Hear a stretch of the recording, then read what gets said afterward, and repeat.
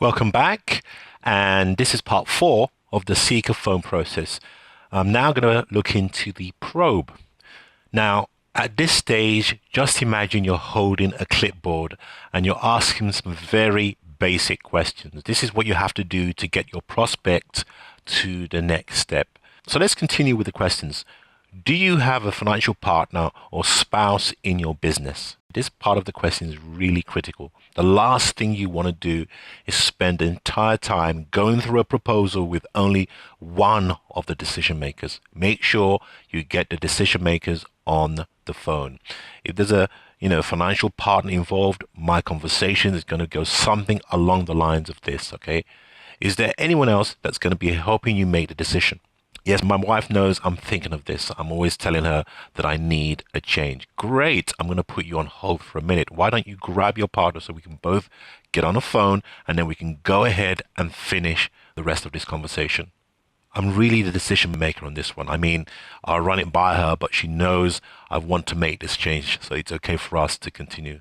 So as far as taking the action in terms of moving forward and working with you to get that dream job, is that something you'll be able to run by her?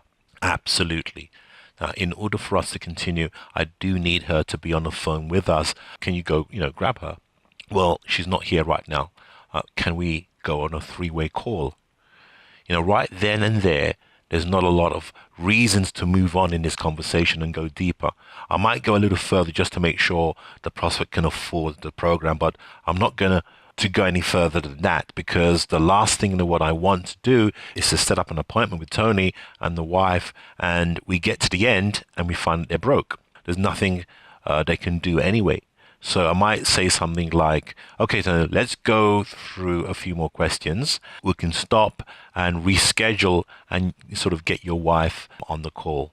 If you listen to Tony and there's a bit of doubt, when someone's being doubtful, that probably means the partner has a massive say whether the person can go ahead or not yet. But if you get someone making 100K and he's looking to take on this program, then you might let that slide. Okay, so the conversation might look something like this. Hey, Michael, are you married or single? Okay, we're talking to Michael this time. Okay, are you married or single? Okay, Michael says married. Is she there right now? Can we get her to join the call? Michael says no. What time do you think she'll be back? So that's, in many ways, in the beginning of the call, you may want to use that bit of script at the beginning of the call as well. And also during the questioning, you want to find out if they've got money. So how you're going to do that is, I'm going to go a little bit further and make sure Mike has money. Then I'll set up a call with Mike and the wife on the phone. Now, if Michael has said he makes all the financial decisions, then I will carry on with the call. If they're able to convince me that they definitely make the financial decisions, then I'll carry on with the call. I'm not going to make a big fuss about it. I'll know this even at the beginning of the conversation during the introduction phase when I bring these questions at the top. If I have someone that's a professional and and they're telling me I will make the decision, then there's no doubt about it, I will continue with that call. Because if I go through the whole process and they say, wow, that's great, but right now I just need to run this by my wife, what then tends to happen in that scenario is that, the wife, they don't see the transformational aspects of the course. They see 5K or they see 10K and they don't see the benefits. They don't see the transformational elements. That's why if they do have a partner, we do have to call them to be part of the call. During the introduction, you can also say, let's get your wife on a call. Set up a time to talk to both of them so that you can build emotion with both of them. So now I have the time to work with both from the beginning, once you're doing that, then I can include a lot of the emotion and the excitement. What you don't want to try to do is get people into debt. You may want to probe a little bit up into the finance. When I'm probing a prospect and say I'm charging 5K in credit, I'm going to find out if they have 10K in credit. The whole point is not to get them into more debt. This is about basically taking one step backwards, but taking 10 steps forward. So this is also great for the closer. If they know the financial state of the person they're about to talk to, imagine the closer knows that a prospect has, 10 to 15K credit. The closer can then use that as part of the information to close, the prospect. Say someone was making 50K in wages, but now after working with a career specialist, they're now making 80K plus bonus, then it's a no-brainer to use our program. With the service we provide, we can more than deliver that. What the prospect gets is lifelong skills to be able to negotiate higher salaries for the rest of their careers. So you have 5K in credit. Is that split over 3 cards? A few. At this stage, I can continue with the rest of the probe. I know a little bit about their financial status. I know they have money. Tony's a good prospect based on the questions around the probes.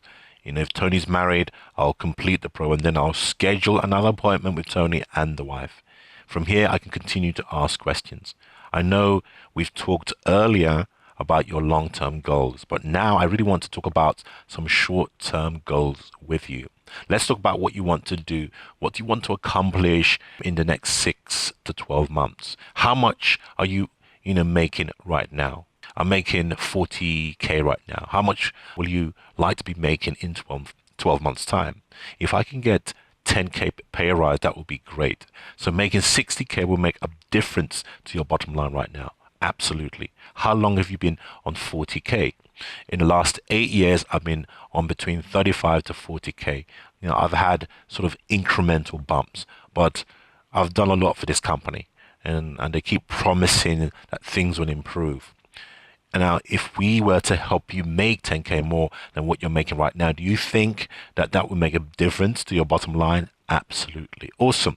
Tony, I appreciate those goals. I think these are realistic goals that will make a difference in your life. The opportunity to work with our career specialists to help you grow and find that career you've always dreamed about is something our career specialists are very, very good at.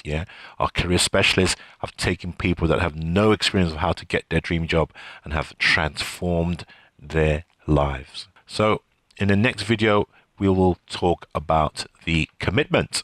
Okay, so I'll see you in the next video.